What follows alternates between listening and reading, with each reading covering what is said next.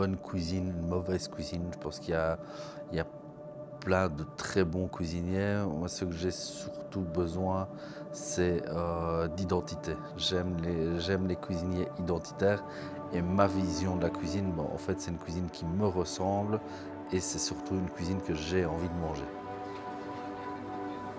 La première influence que j'ai, c'est la saison, évidemment. C'est la première chose qui dicte, c'est la première ligne de conduite, c'est la saison. C'est de dire, voilà, on est au mois d'avril. Au mois d'avril, qu'est-ce qu'on a? On a les morilles, on a les premières asperges, les premiers petits pois. Donc déjà, ça dicte une ligne directrice. Après, les tendances ne m'influencent pas. Je regarde les tendances. Je m'en nourris parce que je bouquine énormément, je regarde beaucoup ce qui se passe, mais je ne veux pas être cuisinier de tendance parce que les tendances passent et s'effacent, que l'identité personnelle c'est quelque chose qui reste. Je veux que la personne qui vient au Coco Champ sache pourquoi elle vient et qu'elle retrouve un style, une marque de fabrique.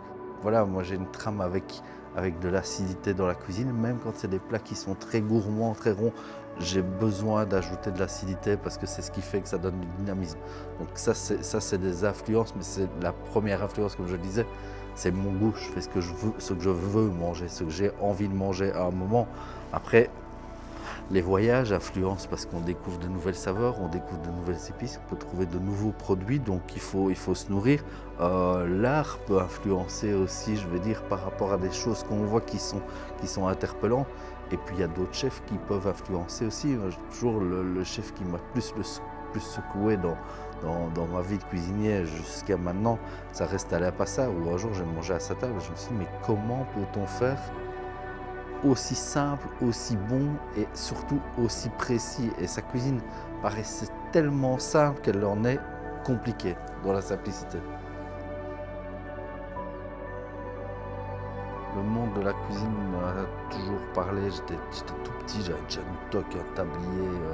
Je traînais dans la cuisine de ma grand-mère, chez moi, je chipotais, tout ça. Donc, après, moi, j'ai eu une grosse partie de ma vie, de mon éducation, a quand même été faite au restaurant. Mon papa travaillait beaucoup et donc les seuls moments où je le voyais un peu, c'était au resto, c'était à table. Donc le moment table a toujours été important chez moi. J'ai toujours eu une éducation où on mangeait bien. Donc quand je dis on mangeait bien, c'était pas spécialement des produits de luxe, mais c'était des produits dans la saisonnalité, bien faits, bien cuisinés, simplement. Pour être un cuisinier, un bon cuisinier, un grand cuisinier, il faut d'abord aimer manger, il faut aimer la table, il faut aimer partager. Donc tout ça, c'est le caractère qui fait, c'est le caractère. Et le caractère, il est dû à des expériences de vie, à une éducation. Et puis il y a le côté gustatif et sens du goût réellement. Et ça vient aussi de l'éducation, de la base de petit enfant, de ce qu'on a mangé, de ce qu'on a reçu. On se crée un palais. Après, un palais, ça se travaille. On apprend à le faire évoluer. Et comme je dis toujours, moi, quand j'ai des jeunes, je dis, les gars, il faut manger parce que si vous voulez être créatif, en fait, la créativité, elle vient une fois qu'on se crée une mémoire du goût, une mémoire gustative. Mais une banane peut avoir 10 goûts.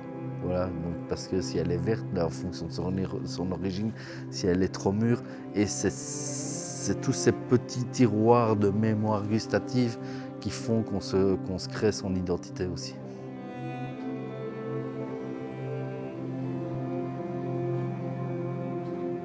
Je ne fais pas un plat. Il y a deux écoles.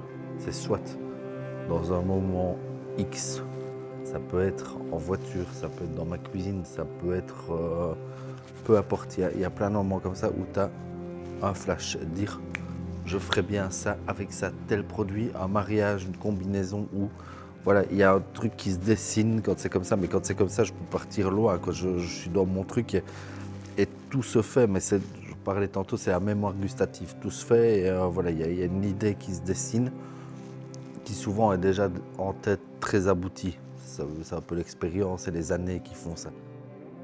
Ma saison préférée, à la fin de l'été, c'est l'hiver. À la fin de l'hiver, c'est le printemps. À la fin du printemps, c'est l'été. Donc je n'ai pas de saison préférée. Je suis toujours content de retrouver la nouvelle. Quand la nouvelle arrive, variété, c'est oui, plus de salade, plus de crudité, plus de légumes verts, plus de choses, plus d'acidité, plus de tonicité, je vais dire, dans la cuisine.